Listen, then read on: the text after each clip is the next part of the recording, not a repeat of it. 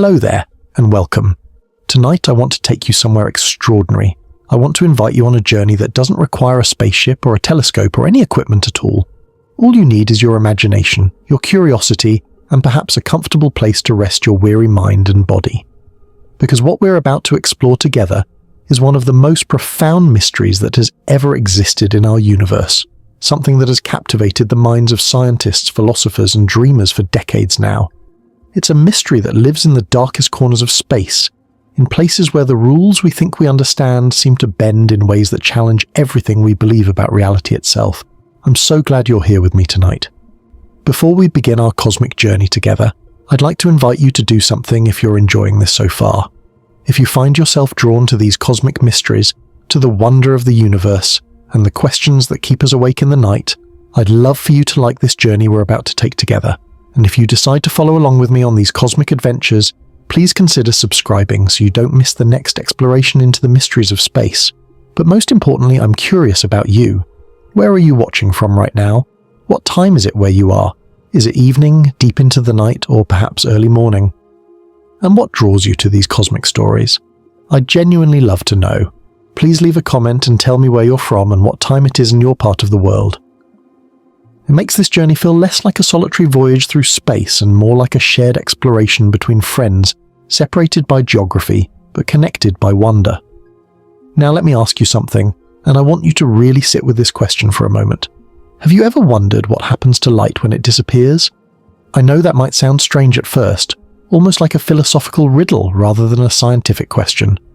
But bear with me here, because this simple question about light, something so fundamental to how we perceive the world, something that travels faster than anything else we know of, has led us to one of the most mind-bending discoveries in all of modern science. It's a question that might sound a little curious, maybe even slightly skeptical when you first hear it, but it builds towards something genuinely fascinating. What if the most powerful force in the entire universe could literally trap light forever? What if somewhere out there in the vast cosmic darkness, there are objects so impossibly dense, so gravitationally powerful that even light itself, the fastest thing we know, could never escape their pull? This isn't science fiction, and it isn't speculation made up just for entertainment. This is something real, something that astronomers and physicists have observed, measured, and studied for decades. When we think about the universe, we often picture it as this boundless expanse filled with stars and galaxies and nebulae, all of it illuminated by the light from countless cosmic sources. We imagine space as this empty darkness with points of light scattered throughout, and that image is comforting in its way because light represents knowledge, visibility, understanding. But what we're about to explore together is something that challenges that comfortable image. It invites us to consider that there are places in the universe where light doesn't escape, where light goes in and simply doesn't come back out. And the reason why is something so elegant, so profound, and yet so difficult to fully grasp that scientists are still working to understand every single implication of it even today. The story of how we came to understand this phenomenon is itself a beautiful journey through time. It's a story that involves some of the greatest minds in human history, from Albert Einstein himself to modern astronomers using telescopes so powerful they can essentially photograph the invisible. It's a story that has unfolded gradually, with each discovery building on the last, each observation revealing new layers of complexity and beauty. And tonight, we're going to walk through that story together in a way that's gentle, contemplative, and designed to let your mind rest while still experiencing the wonder of understanding something truly cosmic. Picture this with me for a moment. Imagine you're standing somewhere on Earth on a clear night, looking up at the stars. The light that reaches your eyes has traveled across unimaginable distances to reach you. Some of it has been traveling for years, some of it for decades or centuries or even millennia. That light carries information from distant stars, from distant galaxies, all the way across the universe to your eyes. It's almost magical when you think about it. Light as a messenger from the far reaches of creation, bringing news of distant worlds. But what if somewhere in your field of view, there was a place where no light reached your eyes at all? Not because there was nothing there, but because something was there that trapped all the light. Something invisible precisely because it traps the very thing that would make it visible. That's what we're dealing with when we talk about black holes. Now, I want to address something right away.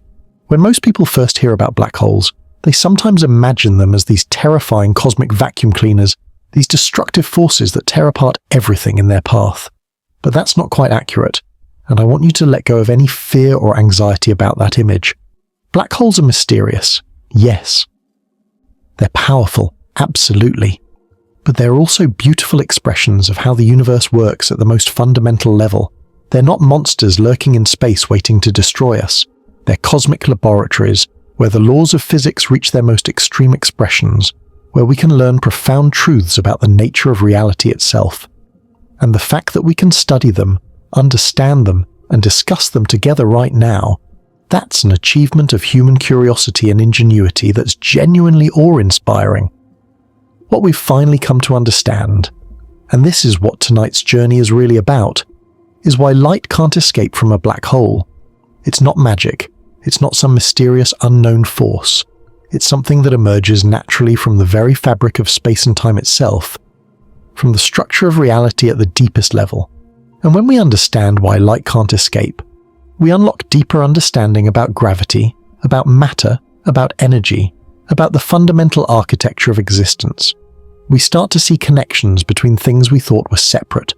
We begin to appreciate that the universe operates according to principles so elegant, so mathematically pure, that they almost seem designed, almost seem intentional in their beauty. The journey toward this understanding has taken humanity through some remarkable chapters. It's involved telescopes that could barely see anything, then telescopes powerful enough to map the heavens, then telescopes that can see in infrared and ultraviolet and X-rays, revealing a universe far richer and stranger than our eyes alone could ever show us. It's involved mathematics that Einstein developed 100 years ago, mathematics that was so revolutionary, so counterintuitive, that even Einstein himself had doubts about some of the predictions that flowed from it. And then, slowly, carefully, through observation after observation and discovery after discovery, those predictions proved to be true. Reality really was that strange. The universe really did work in ways that seemed impossible, until the evidence proved they weren't just possible, they were actual. And here's what's remarkable about this moment in history that we're living in right now. We're the generation that can actually see black holes. Not see them in the literal sense of seeing them with our eyes, because remember, they trap light so we can't see the black hole itself, but we can see their effects. We can see the material spiraling around them, glowing as it gets heated to incredible temperatures. We can detect the gravitational waves they produce, ripples in the fabric of space-time itself that were predicted by Einstein's equations, but only confirmed experimentally in the 21st century. We can measure how they influence the stars and gas around them. We've built instruments so sensitive, so precise, that we can essentially see the shadow of a black hole, the outline of that region where light can no longer escape, and every single observation confirms what theory predicted. Light really does get trapped, forever, and now we understand why. But before we dive deeper into that explanation, I want to pause and acknowledge something. If you're still here with me, if you're still listening, if this is capturing your attention and your curiosity in some way, I want to thank you, and I want to invite you to engage with this journey. What have you found interesting so far? What aspects of this cosmic mystery are drawing you in? Is it the idea of places where light can't escape? Is it the achievement of human science in being able to understand something so distant and so alien? Is it the fundamental questions about the nature of reality that these discoveries raise? Please, if you're still here, if this is resonating with you, leave a comment and tell me what's captured your curiosity. Tell me what's making you want to continue on this journey with me. Your engagement makes this real, makes this a conversation rather than just a monologue into the cosmic void. Now, to truly understand why black holes trap light forever, we need to start with something more fundamental. We need to understand light itself, and I know that might seem obvious, but bear with me, because light is far more interesting and far more fundamental to how the universe works than we typically give it credit for.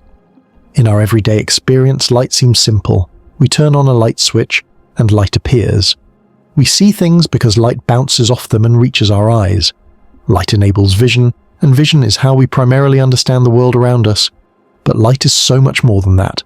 Light is energy. Light is information. Light travels at the fastest possible speed that anything can travel, about 186,000 miles per second, or roughly 300,000 kilometers per second. Light has been traveling through the universe for billions of years, carrying messages from distant stars and galaxies.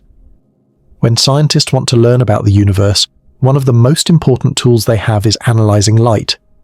They can split light into its component wavelengths using instruments called spectrographs, and from those wavelengths they can determine what elements make up a distant star, how fast that star is moving, whether it's moving toward us or away from us, how hot it is, and countless other details.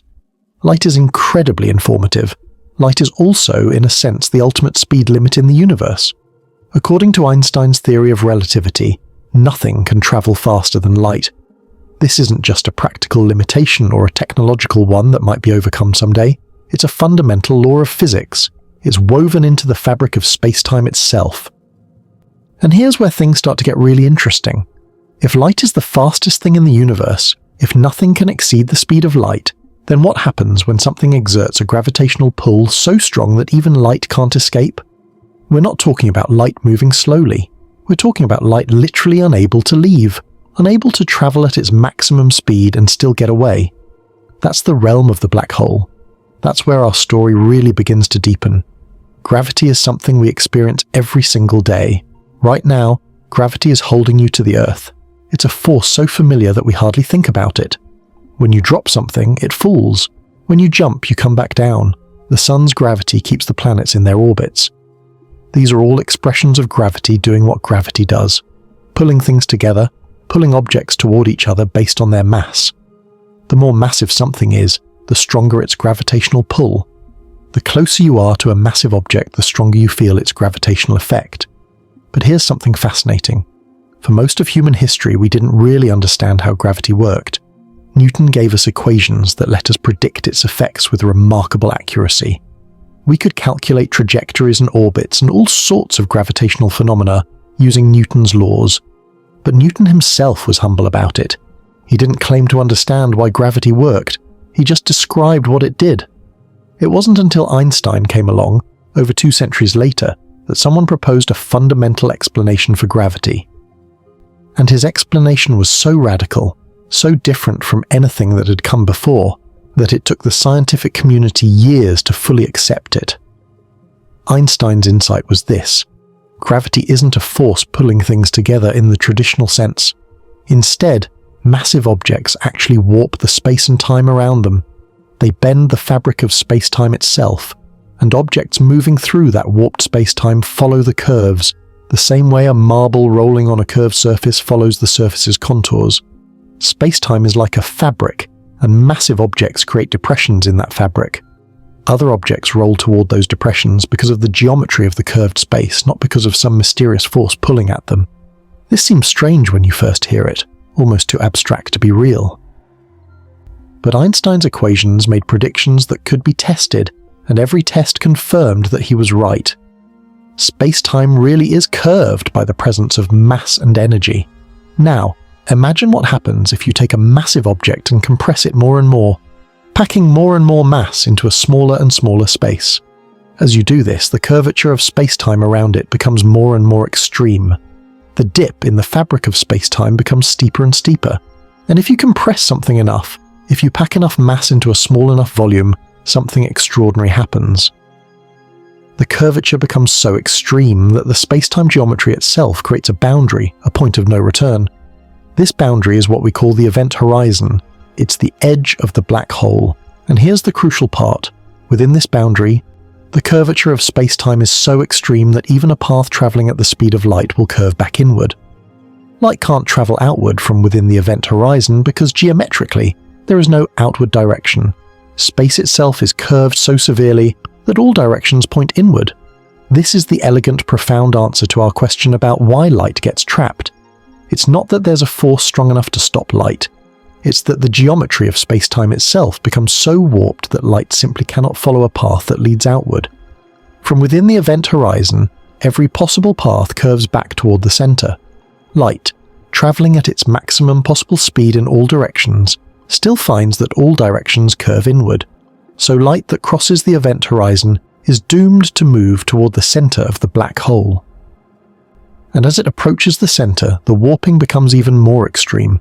The light reaches impossibly high energies, as it's compressed and accelerated toward the singular center point, the singularity where, according to theory, density becomes infinite and our equations break down. But what's remarkable is that the light doesn't escape. Once it crosses that event horizon, that boundary of no return, it is definitively, absolutely forever trapped. It cannot come back out. And this isn't because of some mysterious force or some cosmic barrier that prevents it. It's because of geometry. It's because of the shape of space-time itself. It's a profound expression of how elegantly the universe works at the deepest level. Now you might be wondering, how do we know all of this? How can we study something that traps light if we can't see the light that gets trapped? It's a great question, and the answer involves some truly ingenious science.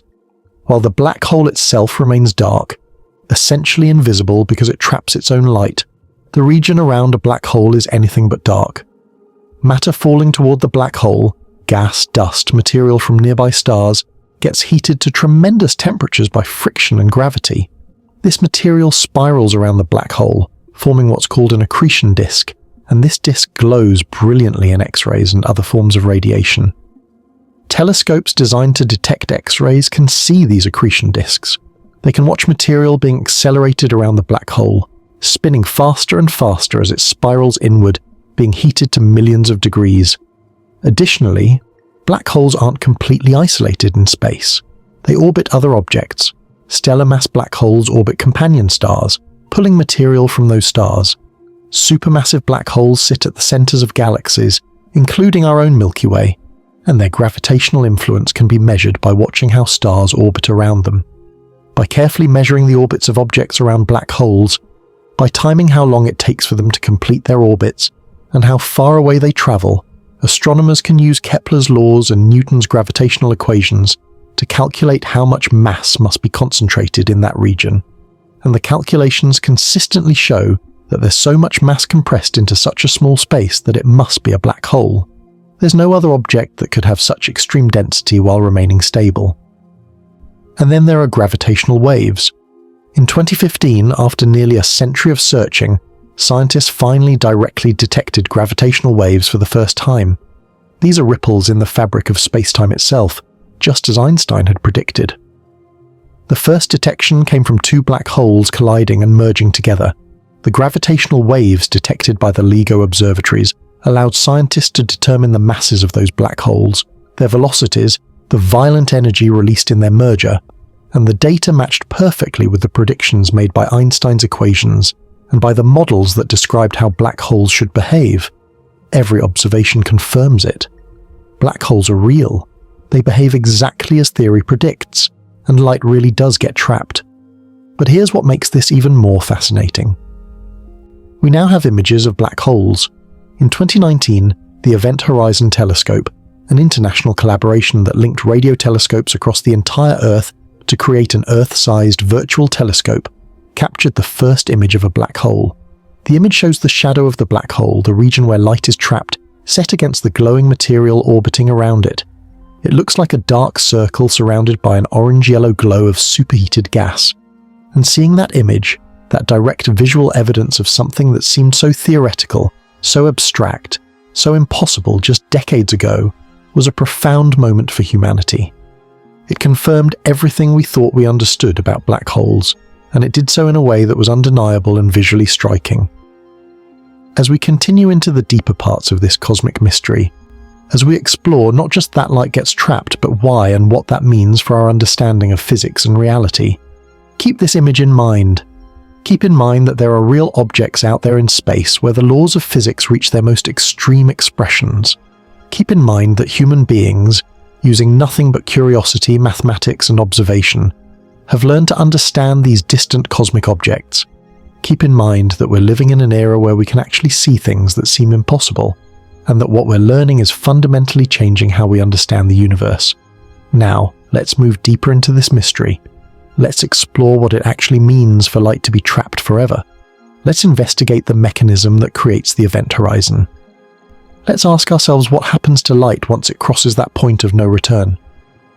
Let's consider what this tells us about the fundamental nature of space, time, gravity, and everything in between.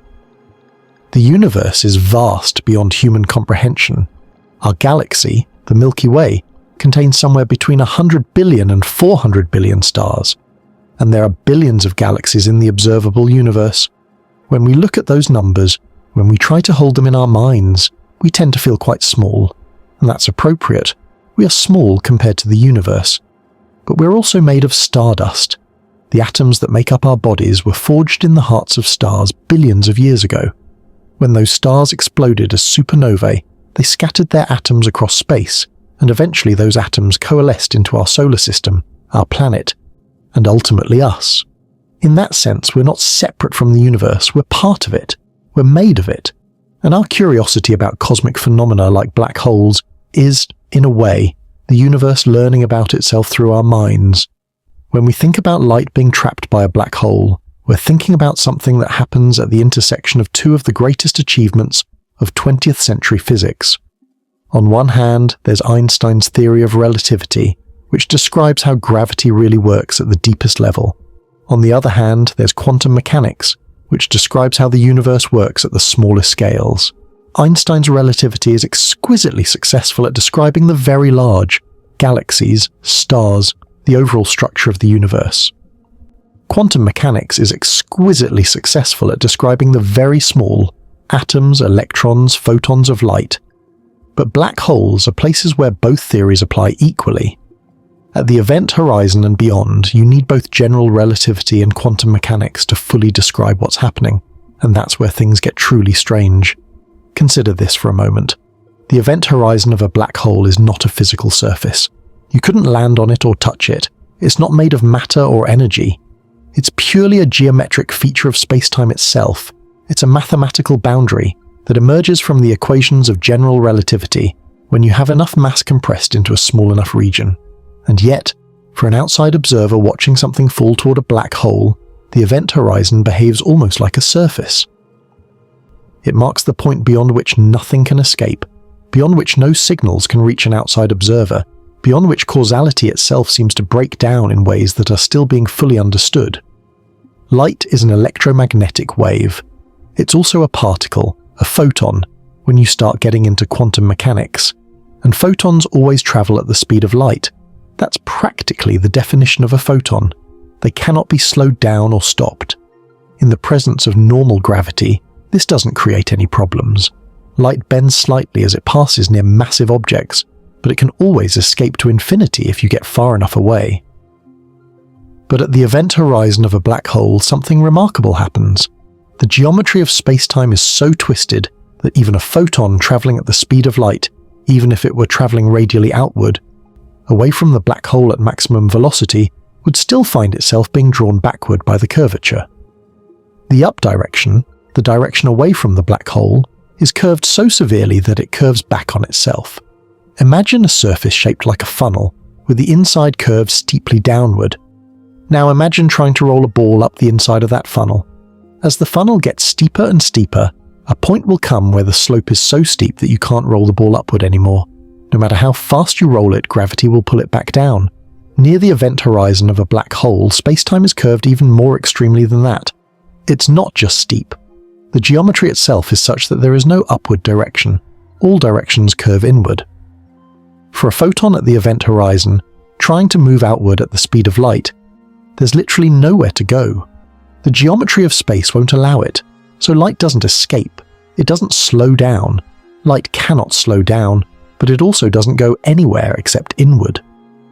This is where the mathematics becomes almost poetical in its elegance. The Schwarzschild solution, which is the Einstein equation that describes the space-time around a non-rotating black hole, contains a radius called the Schwarzschild radius. This radius depends only on the mass of the black hole. The more massive the black hole, the larger its Schwarzschild radius. At this radius, the space-time geometry becomes so curved that it creates the event horizon, and the reason light can't escape is geometrical. At this radius and inside it, the proper geodesics, the straightest possible paths through curved space-time, all lead inward. There are no geodesics that lead outward. Space is literally shaped in such a way that outward motion is impossible. Now here's something that sometimes surprises people when they first learn it. The event horizon itself is not a place of infinite density or infinite temperature or any kind of singularity.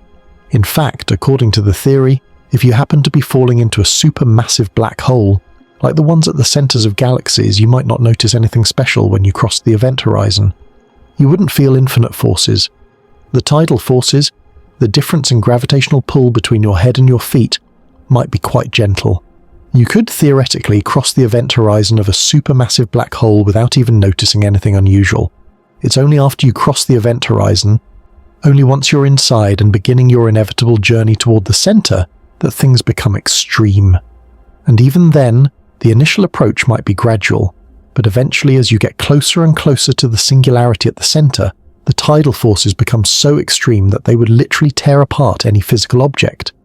The mathematics predicts that at some point, the density and temperature become so great that our current physics breaks down. We reach a singularity, a point where density becomes infinite, and our equations stop working. This breakdown of physics at the singularity is one of the great unsolved problems in theoretical physics. The singularity represents a failure of our understanding. Something else must happen at that point. Some quantum effect or some physics we don't yet understand that smooths over the singularity or prevents it from forming in the first place. But whatever happens at the center, the key point for our discussion tonight is this: light that enters the event horizon is doomed. It will never escape. It will never carry information to the outside universe. Whatever happens to it at the center, whatever ultimate fate it meets, that information is sealed away forever from external observers. And you know what's truly beautiful about this? This trapping of light, this eternal imprisonment of information within the event horizon, it's not a violation of the laws of physics.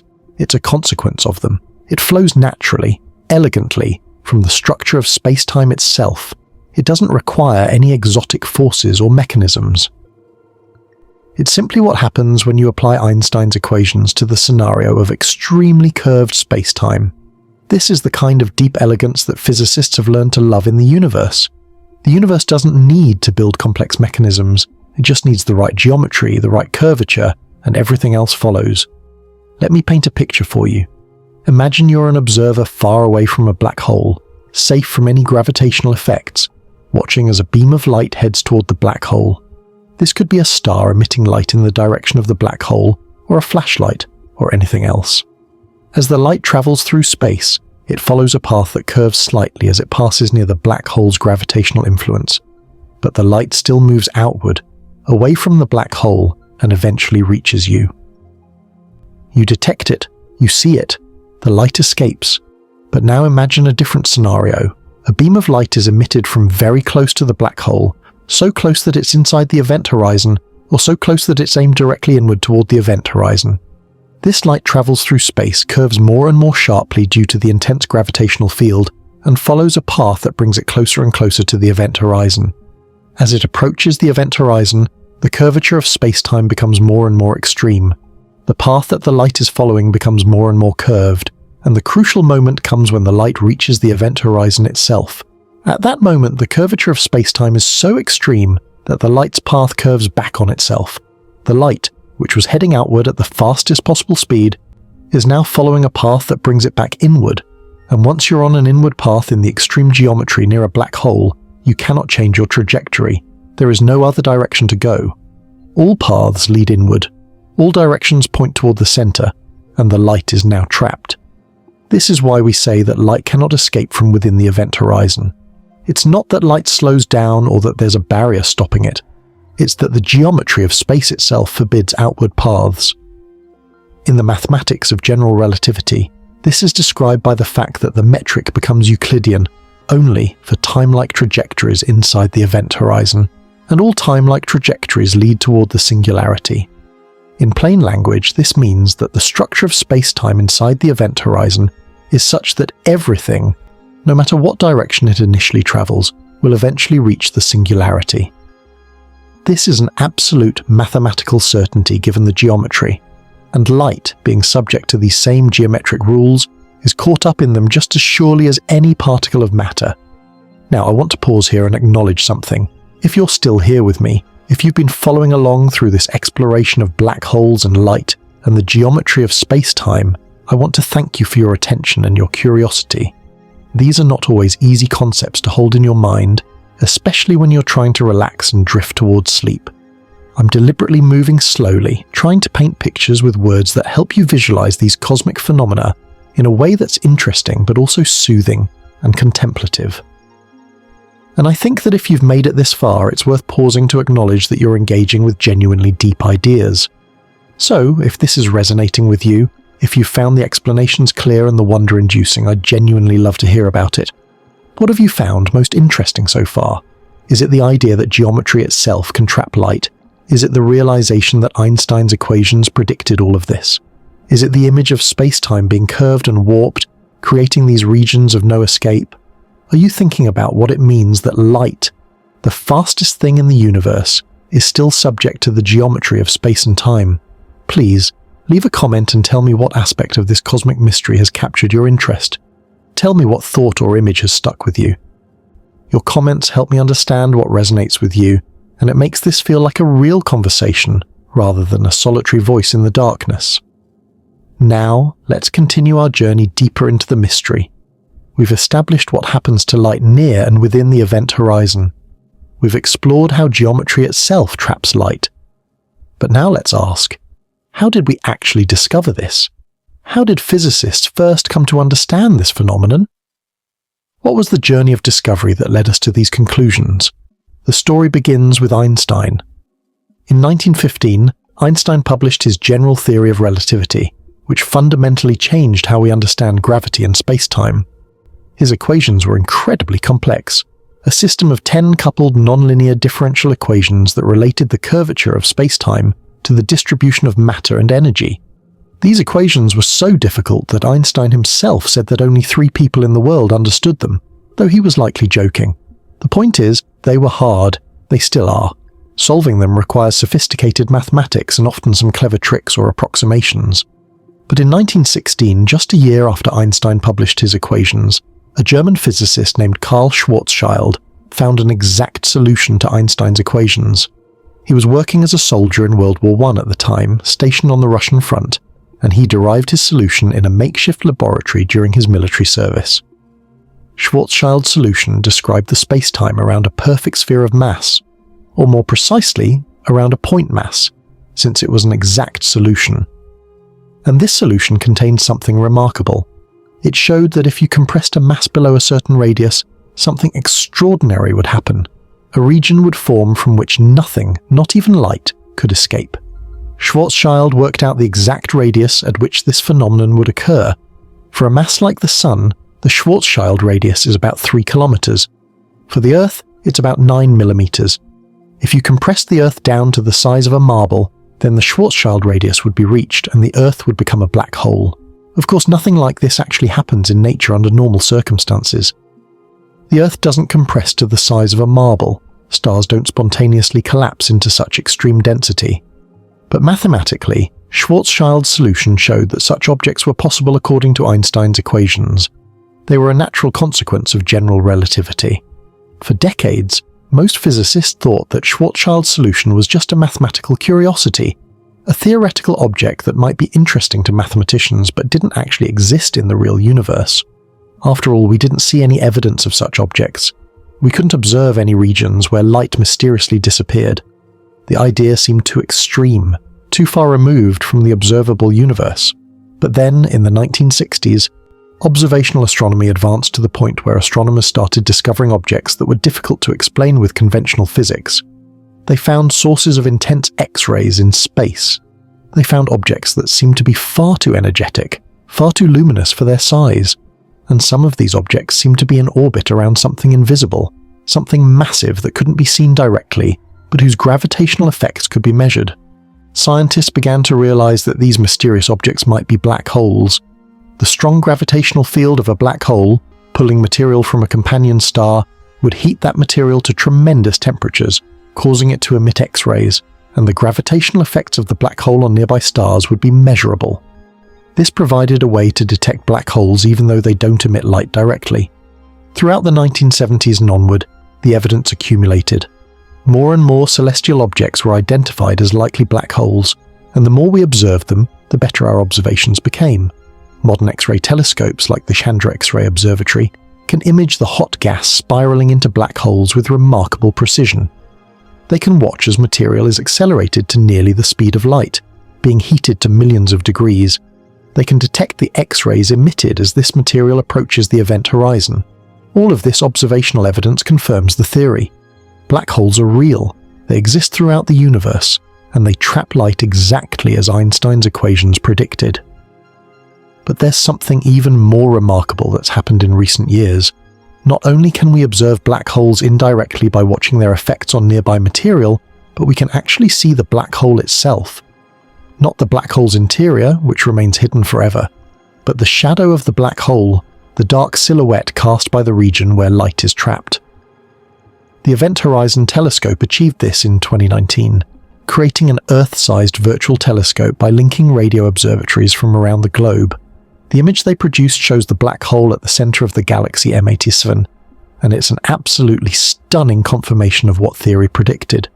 You see a dark circle, the event horizon and the region from which light cannot escape, surrounded by a glowing ring of superheated gas.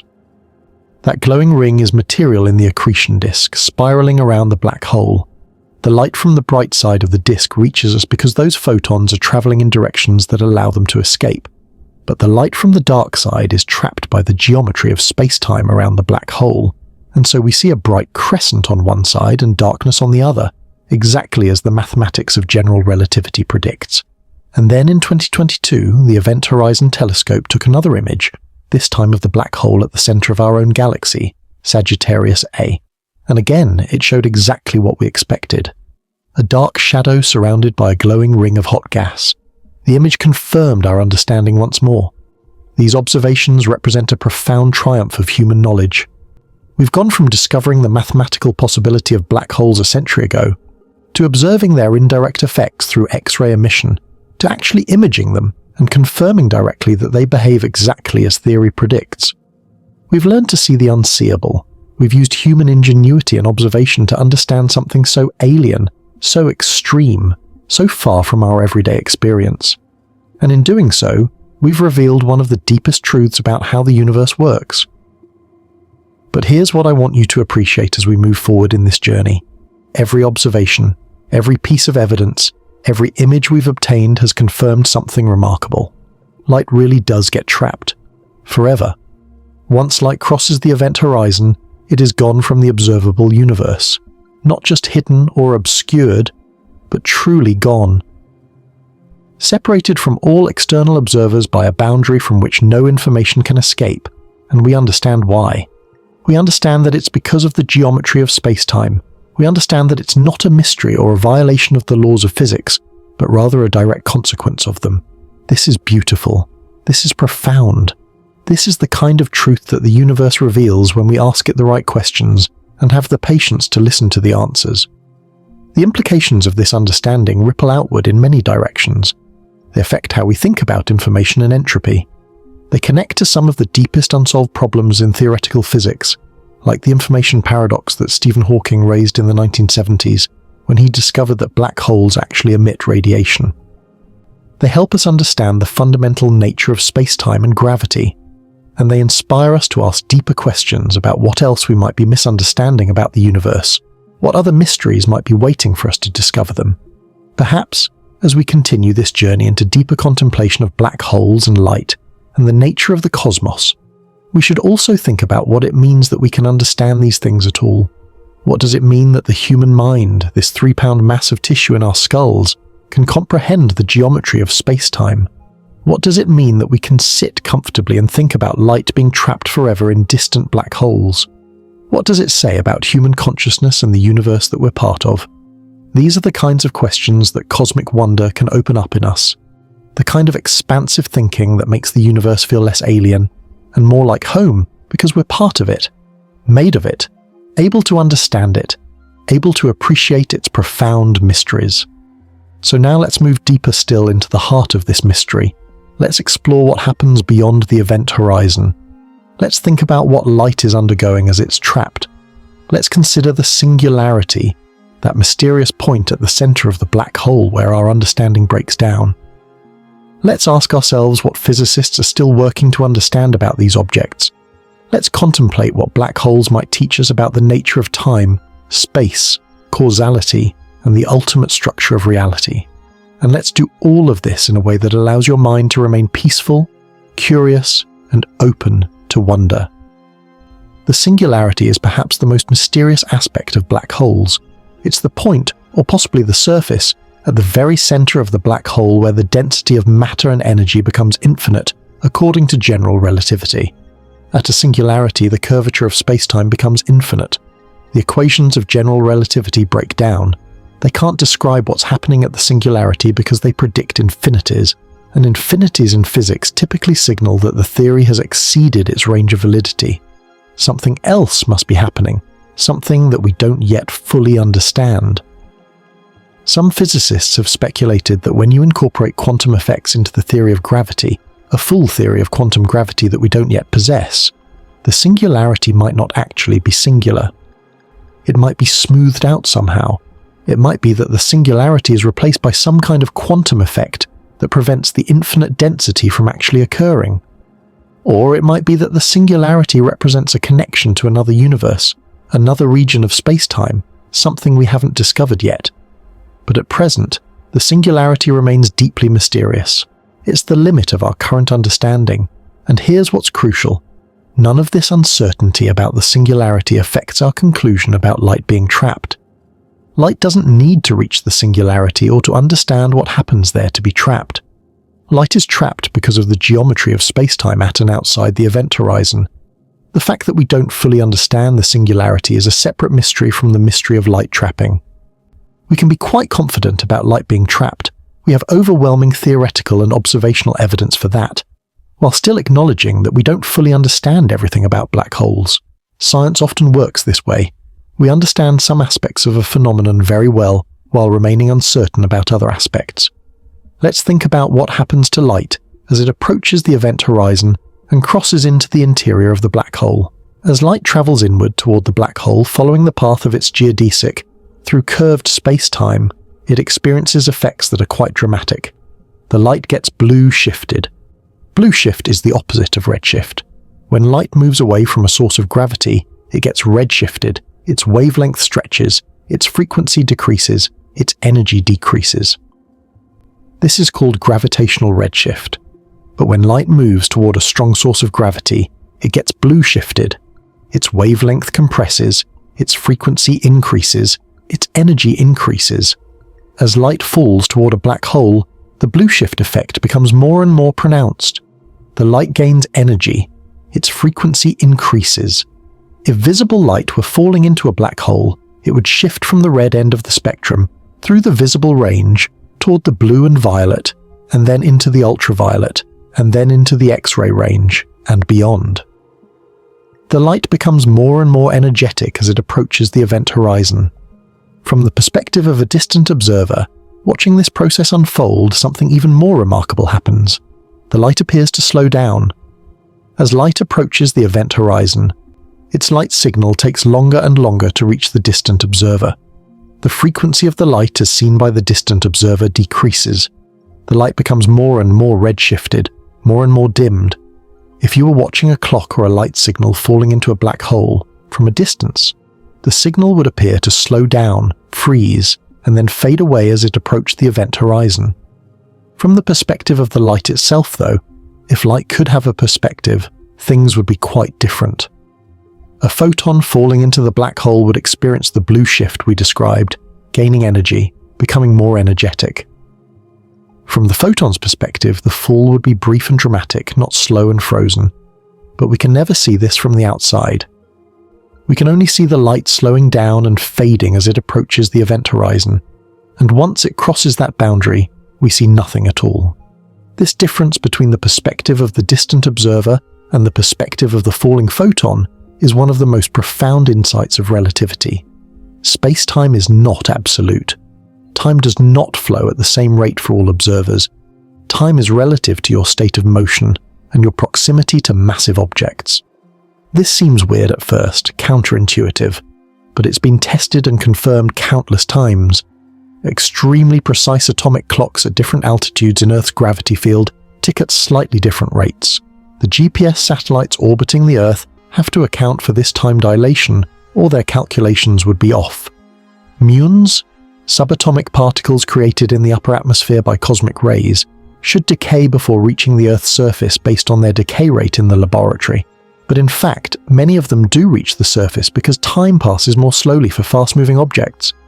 The relativity of time is not theoretical. It's an observable, measurable fact about how the universe works.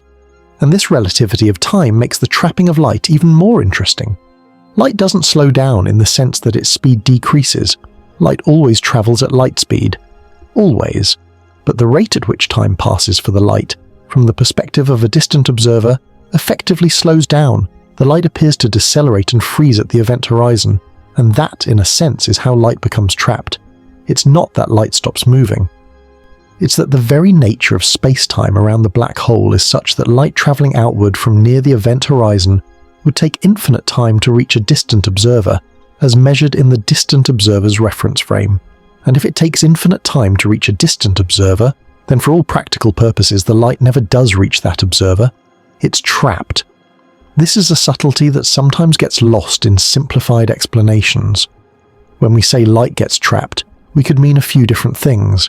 We could mean that light physically stops, which is not what happens. Light always travels at light speed.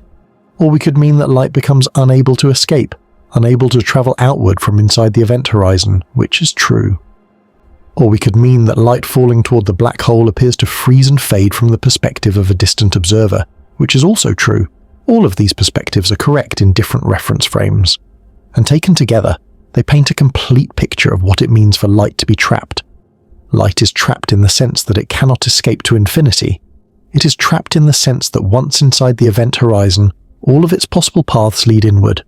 It is trapped in the sense that it will ultimately reach the singularity, or whatever awaits at the center, and from an external observer's perspective, the light appears to freeze at the event horizon, forever trapped in time, eternally falling.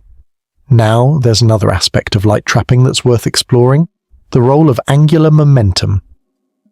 Not all of the light we're talking about falls straight in toward the center. Some of it has angular momentum, meaning it's moving in such a way that it would naturally orbit around the black hole rather than fall straight in. For a black hole, just as for other massive objects, there are orbital trajectories. Objects can orbit at different distances from the event horizon, just as planets orbit the sun and moons orbit planets. But there's a special orbit for light around a black hole, called the photon sphere. At this radius, light can orbit the black hole at the speed of light. It's unstable, like balancing a ball on top of a hill. Any slight perturbation, and the light will either spiral inward or escape outward. But it exists as a mathematical solution. It's a place where light can orbit the black hole indefinitely if it happens to be on the perfect trajectory.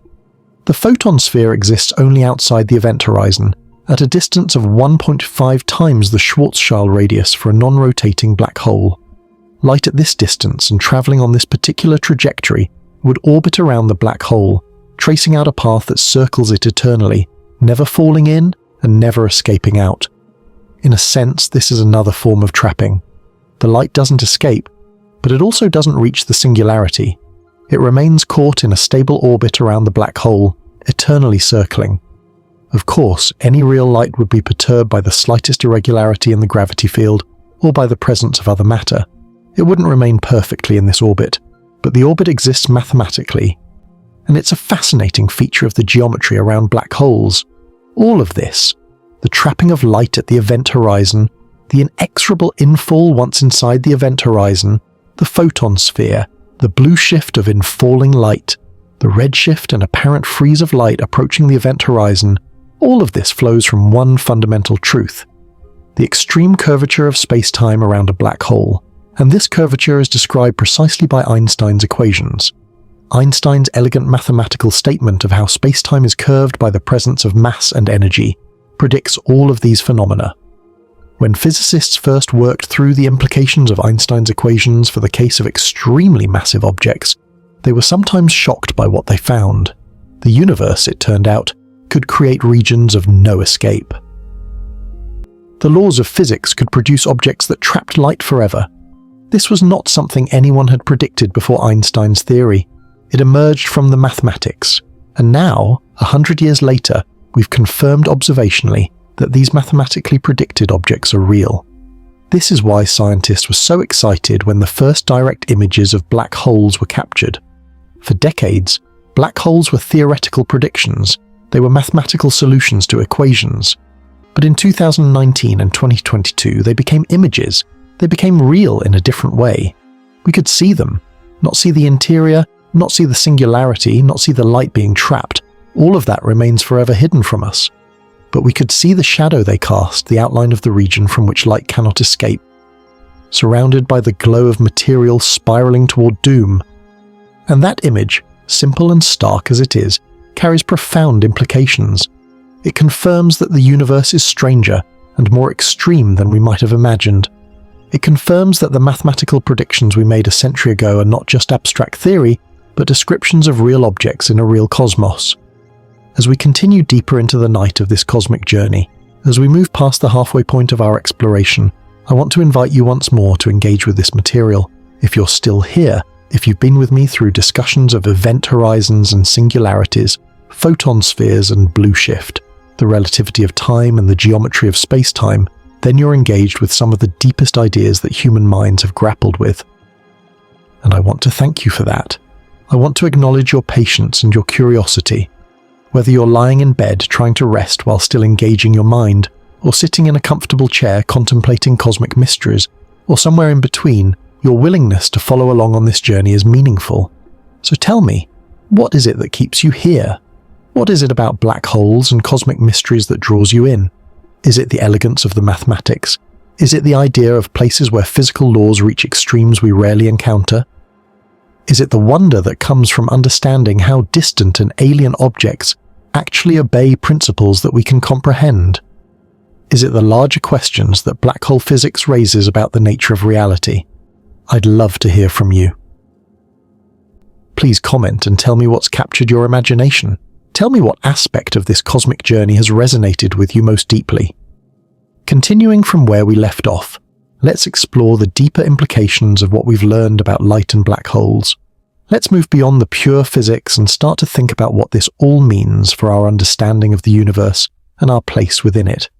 Let's consider the paradoxes and mysteries that still puzzle physicists and philosophers, the questions that remain unanswered even after all we've discovered. One of the most profound mysteries connected to black holes and trapped light is something called the information paradox. It's a puzzle that has occupied some of the greatest minds in theoretical physics for decades, and it touches on fundamental questions about the nature of reality itself. Here's the puzzle, stated simply. If light and matter fall into a black hole and get trapped forever, then the information contained in that light and matter is lost from the observable universe. But the laws of quantum mechanics seem to forbid information from being truly lost. There's a principle called unitarity in quantum mechanics that says that information must be preserved. It can't just vanish. Yet black holes seem to violate this principle. They trap information. They hide it away forever. And that contradiction is what physicists call the information paradox. Now, you might be wondering, if information is trapped inside a black hole and we can never receive signals from inside the event horizon, then how does this paradox matter? If we can never observe the information that's trapped, does it matter that it's trapped? This is a deep philosophical question, and physicists have spent considerable time trying to resolve it. And the resolution, which came largely through the work of Juan Maldacena and others, is that the information isn't actually lost. It's encrypted in the radiation that black holes emit. You see, Stephen Hawking discovered in 1974 that black holes aren't perfectly black after all. They emit radiation. This seems impossible at first. How can something that traps light emit radiation? But the answer involves quantum mechanics. At the quantum level, the event horizon isn't a smooth boundary. There are quantum fluctuations. Pairs of particles can pop into existence just outside the event horizon. In normal space, these pairs would immediately annihilate each other. But near the event horizon, something remarkable can happen. One particle can fall into the black hole, while its partner escapes as radiation. The escaping particle carries away energy, and the black hole gets slightly smaller. This is called Hawking radiation, and it means that black holes slowly evaporate over vast timescales. The temperature of the Hawking radiation depends on the mass of the black hole. Smaller black holes are hotter and evaporate faster. Larger black holes are colder and evaporate extremely slowly. For a stellar mass black hole, the temperature would be incredibly cold, much colder than the cosmic microwave background radiation that fills space. But for a tiny black hole, the temperature could be extreme. The Hawking radiation carries away information about the black hole, information encoded in the pattern of the radiation. When a black hole completely evaporates, it releases all the information that fell into it, but in a form so scrambled, so encrypted, that we could never reconstruct the original information from it alone. It would be like burning a book and analysing the smoke and ash and heat to try to recover the text. Theoretically possible, but practically impossible. This resolution of the information paradox is still not universally accepted by all physicists. There's ongoing research and debate about whether information is truly preserved or truly lost, or whether the question itself needs to be reframed in some way. But the point for our purposes tonight is that the trapping of light, the hiding of information behind the event horizon, is connected to some of the deepest mysteries in physics. It's not an isolated phenomenon. It's part of a web of questions about how information behaves in the universe, about how quantum mechanics and gravity relate to each other, about the fundamental nature of reality. Consider also what the trapping of light by black holes tells us about time and causality. In general relativity, the event horizon is a boundary beyond which one-way causality applies. Signals from outside the black hole can reach the interior, but signals from the interior cannot reach the outside.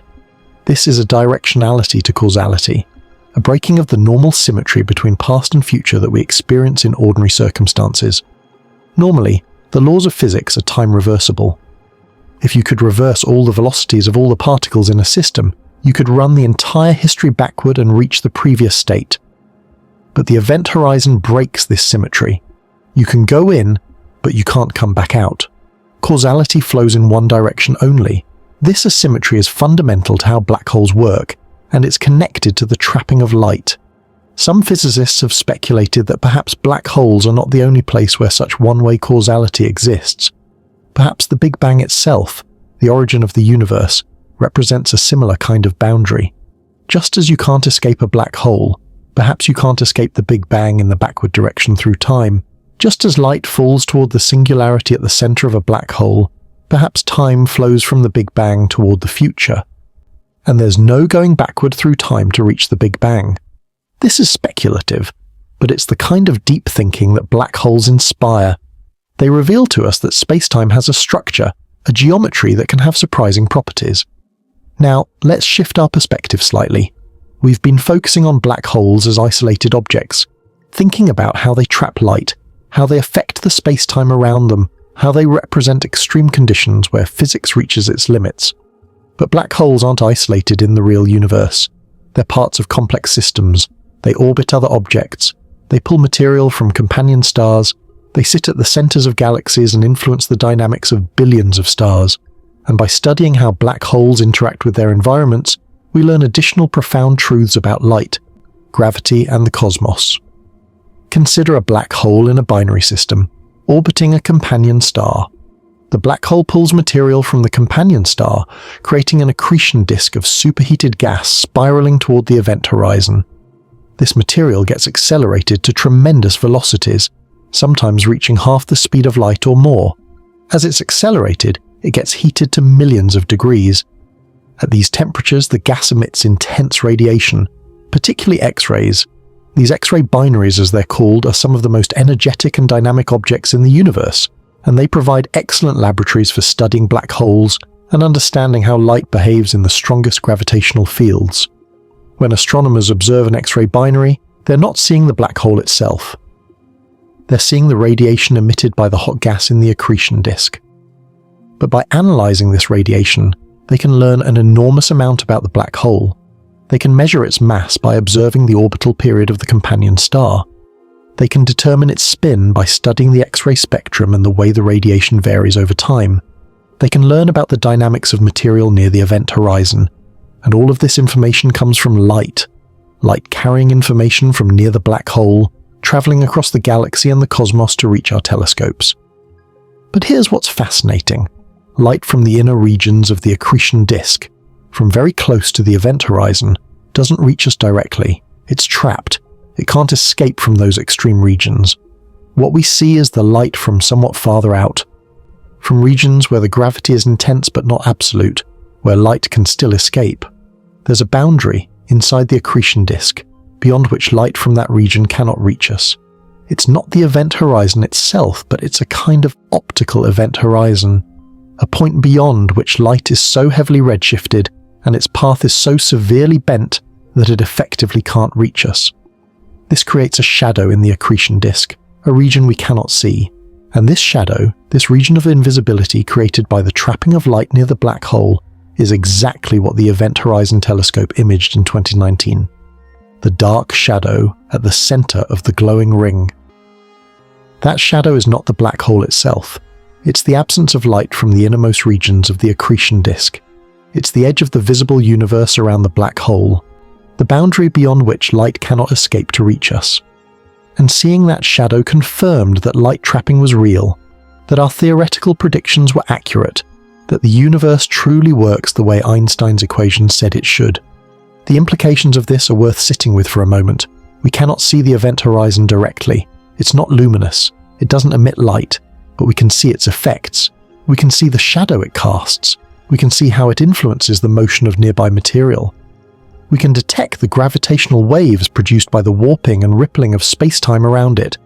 Through all of these indirect methods, we can learn about the event horizon and confirm that it does what theory predicts. Light cannot escape from within it. Now, let's think about what this trapping of the light means for the information content of the universe. Every object in the universe, at every moment, is emitting light in some form. Stars emit visible light. Planets emit infrared radiation. Even cold dust clouds emit long wavelength radiation. And all of this light carries information. It carries information about the temperature of the object, its composition, its motion, its age. The light is a messenger from the object to the universe, broadcasting its properties to anyone who cares to observe. This is how astronomers learned about distant stars and galaxies. By analyzing the light from those objects, we can determine what they're made of, how fast they're moving, whether they're moving toward us or away from us. Light is information made manifest. But when light falls into a black hole and gets trapped, that information is hidden. The object that emitted the light, whatever secrets it might have carried in that light, those secrets are now sealed away. From the perspective of an external observer, the object has disappeared. Its information is gone. It's as if it never existed because we have no way of knowing anything about it. This is a profound loss from an informational perspective. An object that existed, that emitted light carrying information about its properties, now is beyond our knowledge forever. And yet, there's a beautiful paradox here, because in a certain sense the information isn't really lost. The atoms and particles that made up the object, the energy that was contained in that object, they're still in the universe. They're still somewhere. They've just been concentrated in the black hole. They're at the singularity in a form we can't access, carrying properties we can't measure directly. But the mass of the object is still there, contributing to the gravitational field of the black hole. The energy is still there, bound up in the warped space-time around the black hole. In a philosophical sense, the information is conserved. It's just hidden. It's just transformed into a form we can't readily interpret. This raises profound questions about the nature of information in the universe. Is information truly physical? Is it preserved or destroyed in processes like black hole formation? Is there a sense in which information is fundamental to reality, more fundamental even than matter and energy? These are questions that physicists are still grappling with, and black holes, with their ability to trap light and hide information, are central to these investigations. Let me invite you to pause for a moment and think about what we've discussed so far. We've explored the mechanism by which light gets trapped, the extreme curvature of space-time at and within the event horizon. We've discussed the observational evidence that confirms this prediction. We've thought about the information paradox and what it means that information can be hidden away. We've considered how black holes interact with their environments and how this creates regions where light cannot escape. We've talked about shadows and absence of light as a way to detect what cannot be directly seen. If you're still here, still following this journey into deeper cosmic mysteries, I want to acknowledge the intellectual effort you're making. These concepts are genuinely challenging. They require us to think in ways that go against our everyday intuitions. They ask us to imagine space-time as a physical thing that can curve and warp. They ask us to accept that information can be hidden, that causality can be asymmetric, that the universe can operate according to principles we've only recently come to understand. This is profound work. This is how we grow our understanding, and I'm genuinely grateful that you're here with me on this journey. If what we've discussed is resonating with you, if you're finding these ideas fascinating, or if they're prompting you to think about the nature of reality in new ways, I'd love to hear about it. What aspect of the information paradox struck you most? Are you thinking about the hidden information locked away in black holes? Are you contemplating what it means that light can cast shadows that reveal the presence of the invisible? Are you wondering about the future of our understanding of these cosmic objects? Please, leave a comment and let me know what's been the most thought-provoking part of our exploration so far. Tell me what aspect of black holes and trapped light is making you wonder. Your engagement with these ideas makes this feel like a genuine conversation about the mysteries of the universe, and that's what makes it meaningful. Now, let's continue even deeper into this exploration. Let's ask ourselves what black holes might teach us about the ultimate fate of the universe. Let's consider how the trapping of light relates to entropy, the measure of disorder and information loss in the universe. Let's think about what the existence of black holes reveals about the foundations of physics. We're moving into territory that becomes increasingly abstract, increasingly speculative, but no less wonder-inducing for that. Thermodynamics is the study of heat and energy flow. The second law of thermodynamics states that entropy, disorder, the number of microscopic states consistent with a macroscopic observation, always increases in an isolated system. In other words, systems naturally progress toward disorder. A cup of hot coffee cools down to room temperature. A deck of cards, carefully arranged, becomes shuffled.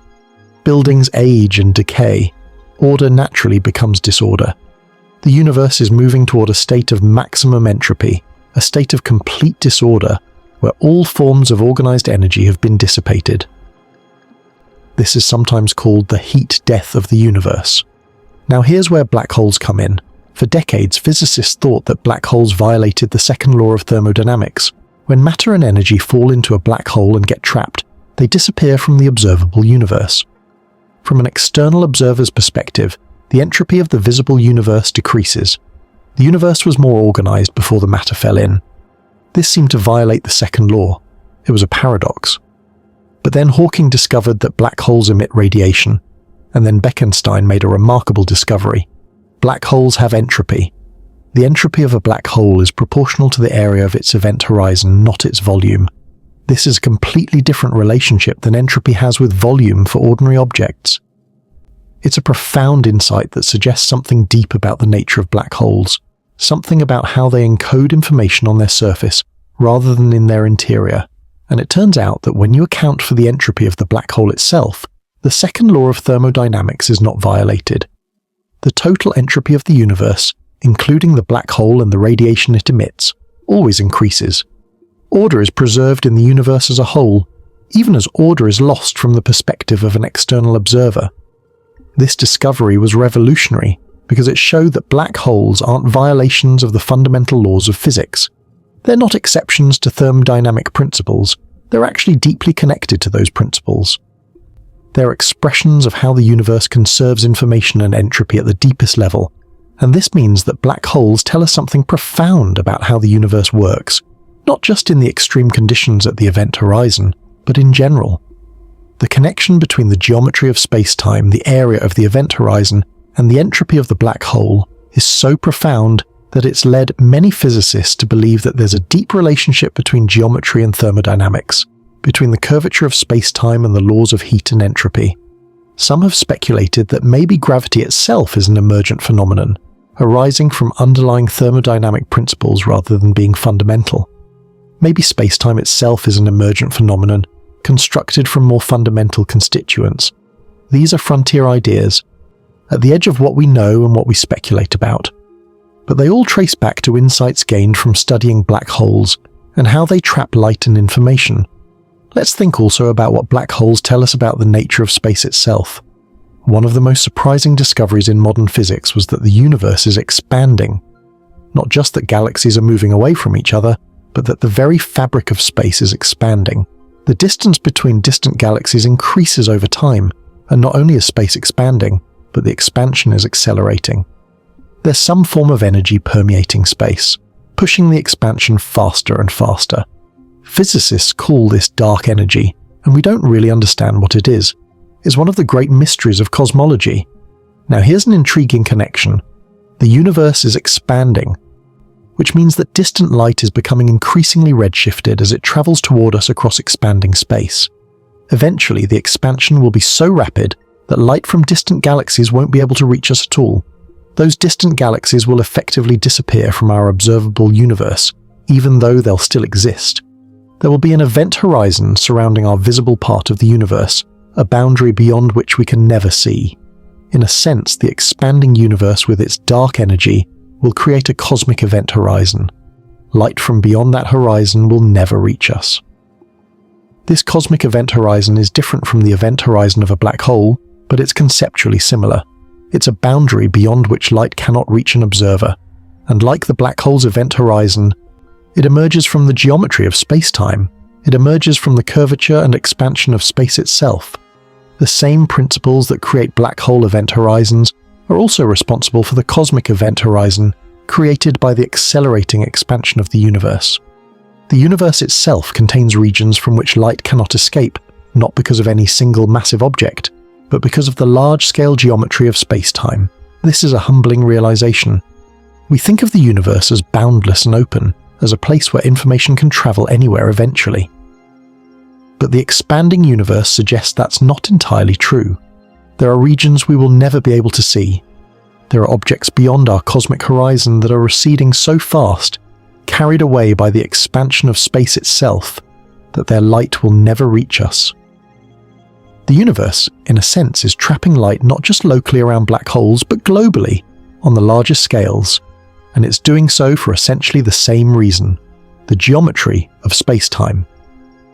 Now, I want to bring this back to something more personal and contemplative. When we think about light being trapped by black holes, we're thinking about something that happens in distant galaxies, billions of light years away. It seems abstract, disconnected from our lives. But consider this. The light that allows you to see, that carries information from the world around you to your eyes, that light is governed by the same laws that trap light in black holes.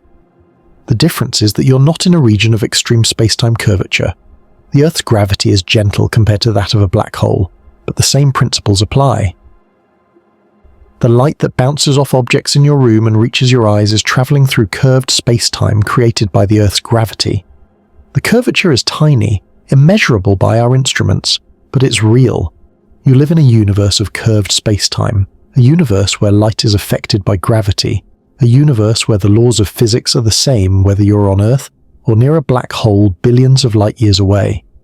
This is a profound unity. The universe operates according to one set of principles, one set of laws, one geometry of space-time. That geometry governs everything from the smallest distances to the largest. It governs how you see the room around you and how light gets trapped in the depths of space. And because we're made of the same atoms and subject to the same laws, we're not separate from this cosmic unity. We're part of it. We're expressions of it. We're arrangements of matter and energy in a curved space-time, conscious enough to ask questions about light and gravity, curious enough to travel to distant places with our minds through the power of imagination and understanding. There's something deeply moving about this. We are made of stardust, as Carl Sagan famously said.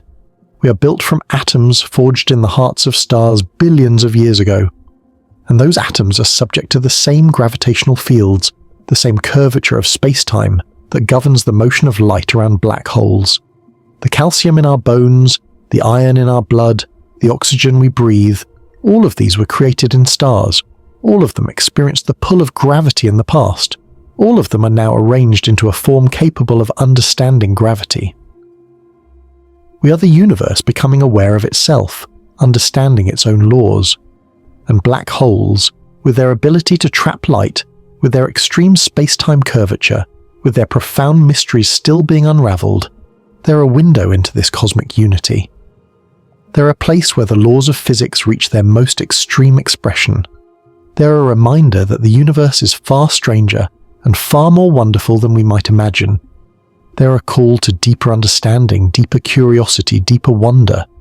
Perhaps as you lie in the darkness listening to these words about light and gravity and black holes, you're feeling some of that wonder yourself. Perhaps you're imagining distant regions of space where light is trapped, where space-time is curved to extremes, where the laws of physics create regions that seem almost impossible. Perhaps you're feeling the connections between those distant cosmic objects and the atoms in your body. Perhaps you're contemplating what it means that humans, these fragile temporary arrangements of atoms, can understand such profound truths about the universe.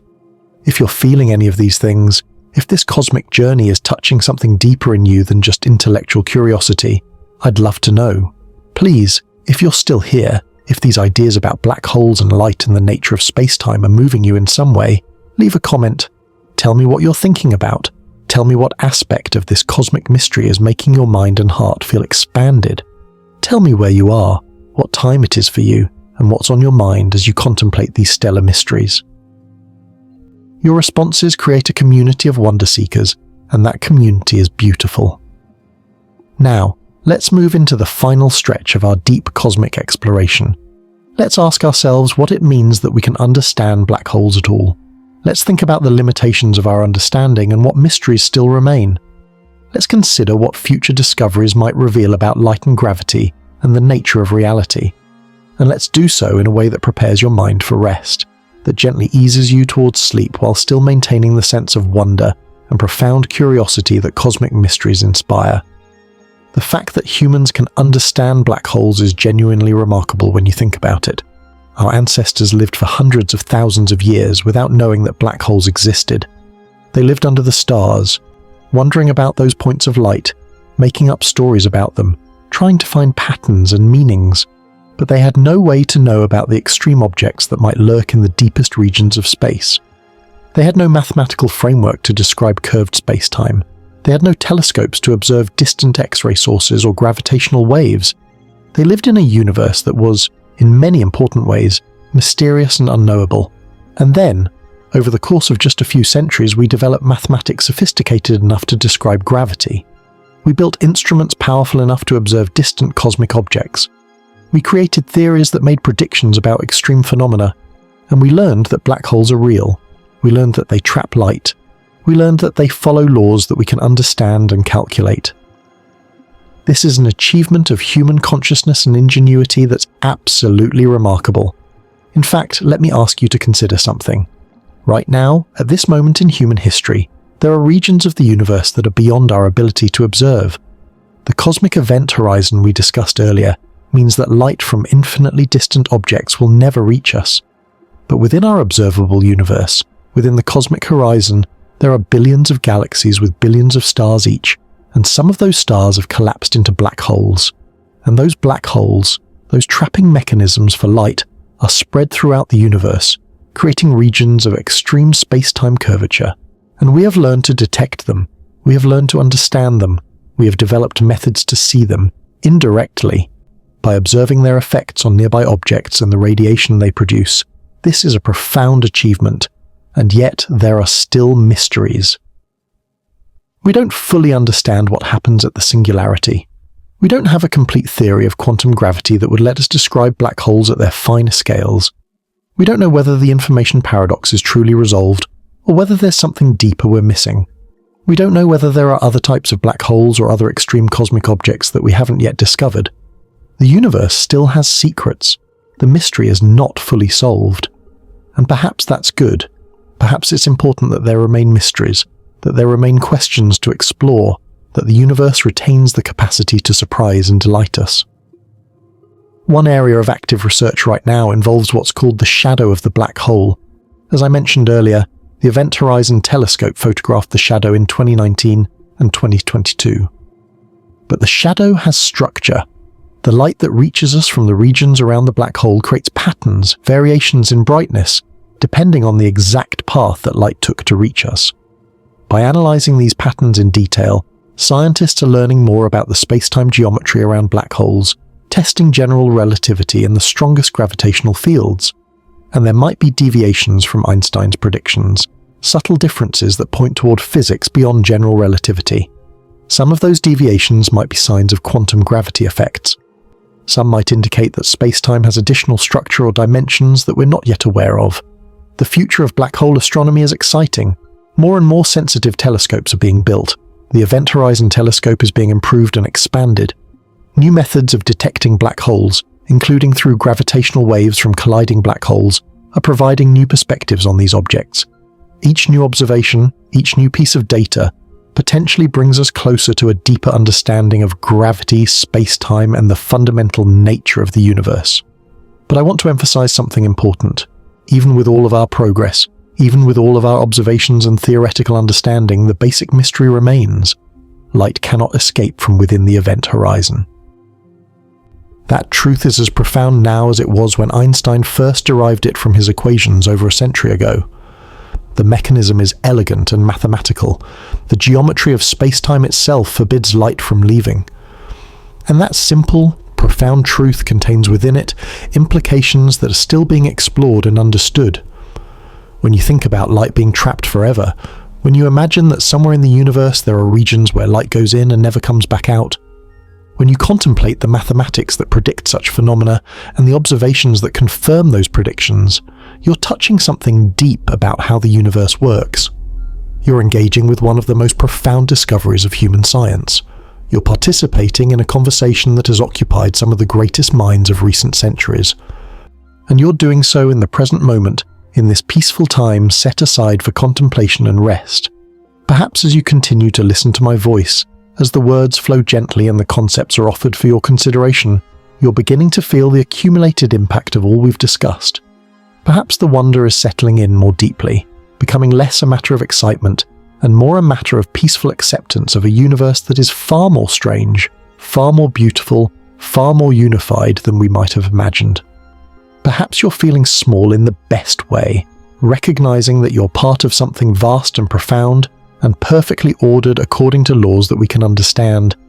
Let me ask you one more time, if this cosmic journey is touching you, if these ideas about light and gravity and black holes are resonating in some way, please let me know. What have you found most fascinating? What question about black holes or light or the nature of space-time is staying with you? What aspect of this exploration has made you feel that sense of cosmic wonder? Please comment and share your thoughts. Tell me what's on your mind. The universe is vast and we are small, but the universe is also comprehensible, and our smallness does not diminish our ability to understand it. The light that is trapped forever in distant black holes is subject to the same laws that govern the light entering your eyes right now. The space-time curved by a black hole billions of light years away operates according to the same principles as the space-time curved by the Earth beneath you. And the curiosity that drives us to ask questions about distant cosmic objects is the same curiosity that has driven humans throughout history to understand the world around us. This curiosity, this drive to understand, this capacity to contemplate the mysteries of existence, this is what makes us human.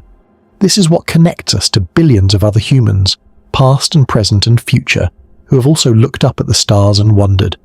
This is what connects us to the scientists and mathematicians and philosophers who have devoted their lives to understanding how the universe works. And this is what connects us right now, in this moment, as we contemplate together the profound mystery of light being trapped forever by black holes. The night grows deeper as we continue this journey. The universe stretches out around us, full of mysteries and wonders. The light from distant stars and galaxies continues its journey through space, bending slightly as it passes near massive objects, being redshifted by the expansion of the universe, reaching our eyes and telescopes carrying messages from the far reaches of creation. And somewhere in that vast cosmos, there are regions where light stops its journey, where it becomes trapped, where it can never reach an external observer. And we understand why. We understand the mechanism. We understand the mathematics. We understand it as deeply as we can, with the knowledge and tools we currently possess. And in understanding this, we've learned something about ourselves. We've learned that we're capable of grasping concepts that seem impossible. We've learned that the universe operates according to principles we can discover and understand, even if those principles are strange and counterintuitive. We've learned that curiosity and persistence, and the willingness to think deeply about difficult ideas can reveal truths about reality that were hidden from our ancestors. We've learned that we're not separate from the universe, but part of it, made from it, capable of understanding it. As we move toward the conclusion of this exploration, toward the final chapters where we'll integrate everything we've learned and offer some thoughts about what it all means, I want you to carry with you this sense of wonder. Carry with you the image of light being trapped by the geometry of space-time. Carry with you the realization that you understand something profound about how the universe works. Carry with you the feeling that connects you to billions of humans throughout history who have looked up at the sky and felt that sense of awe and mystery. And let that carry you gently, peacefully, toward rest and sleep and dreams of cosmic wonders. End